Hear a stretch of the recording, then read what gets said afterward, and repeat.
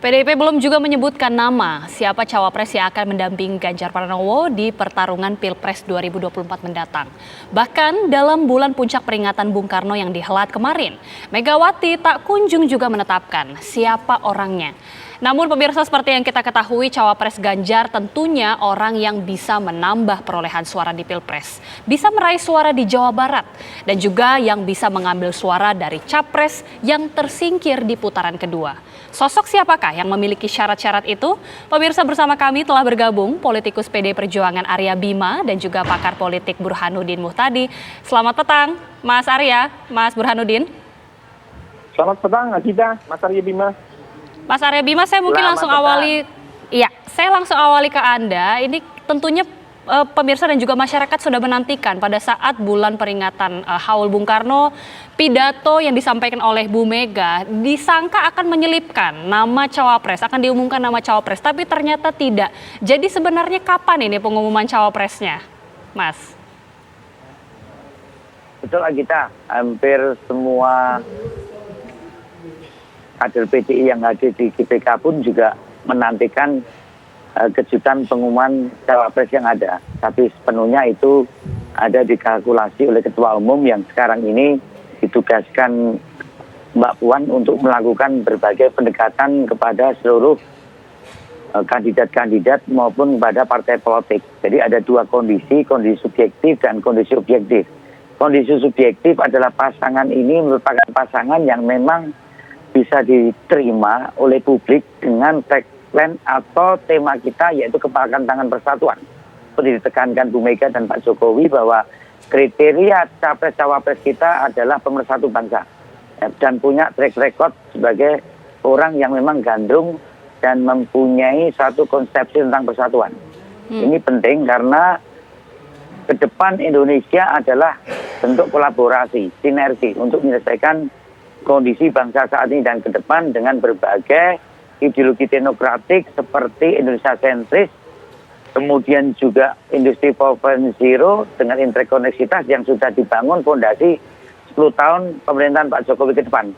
Ini penting sekali kondisi subjektif ini. Kondisi objektif adalah harus dilihat sejauh mana tingkat popularitas dan elektabilitas kedua calon itu, tentu terkait dengan selera publik juga. Mereka bukan orang yang mendapatkan sentimen negatif terhadap publik. Itu penting. Jadi inilah yang saya kira waktunya masih 4 bulan. Dan kriteria seperti apa antara kondisi subjektif dan objektif inilah yang sekarang ini dalam godokan 10 nama yang ada di kantong Bu Mega. Dan diimplementasikan berbagai pendekatan oleh Mbak Puan yang navigasinya cukup luar biasa sebagai seorang ketua partai yang juga ditugaskan sebagai tokoh yang menjadi ketua pemenangan pemilu di internal partai Mbak Puan. Pendekatan-pendekatan kepada AHY, juga kemarin diplomasi terhadap Pak Andika yang hadir dengan juga partai-partai politik dan tokoh-tokoh yang ada. Saya kira itu. Ya, kita melihat pada saat acara di GBK kemarin, Mas Arya, ada sejumlah tokoh yang hadir. Bahkan juga kalau tidak salah Mbak Puan ini sempat mengumumkan bahwa cawapres Ganjar ini akan hadir di acara GBK kemarin. Apakah termasuk nama-nama yang hadir itu? Jadi siapa orangnya ini, Mas? Oh, kalau pastinya jelas itu masih menunggu timing dan orang yang tepat. Dan tadi saya katakan waktu sampai ke KPU masih 4 bulan. Kondisi tetap terus dinamis. Elektabilitas capresnya pun juga dinamis.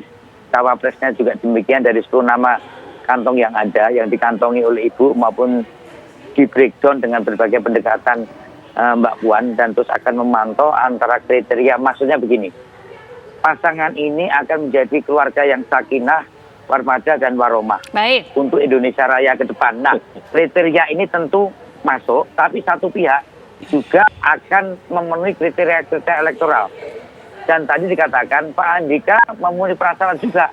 Satu pihak mereka adalah jenderal yang cukup berhasil dan juga dari kalangan militer dan misalnya Pak Ganjar konfigurasi antara nasionalis dengan TNI juga satu yang positif. Pak Erlangga juga.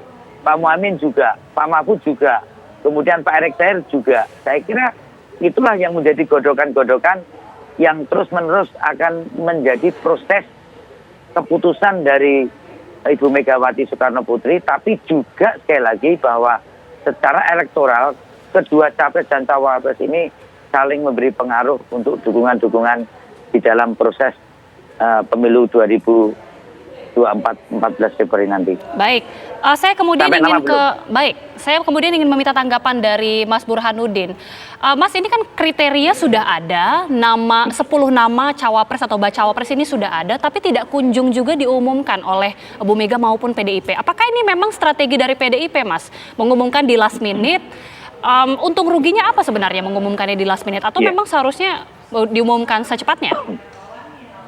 Begini Agita ya, kalau dari sisi formal kan masih ada waktu sampai pertengahan bulan Oktober 2023 bagi pasangan capres-cawapres untuk didaftarkan ke KPU.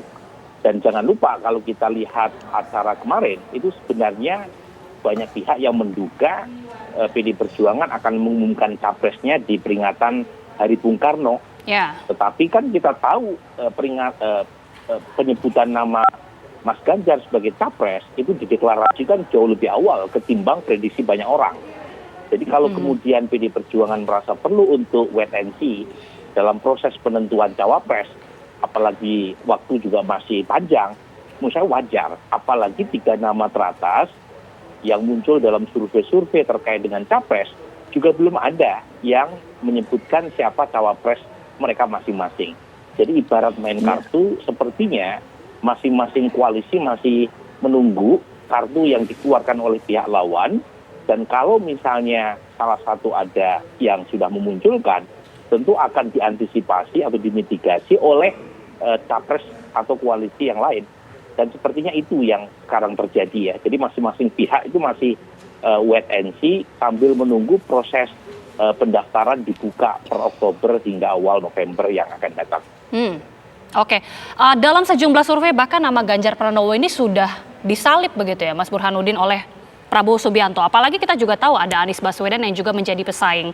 Jadi cawapres Ganjar ini harus seperti apa Mas? Mungkin nanti bisa di breakdown tapi kita jeda terlebih dahulu, kami kembali sesaat lagi.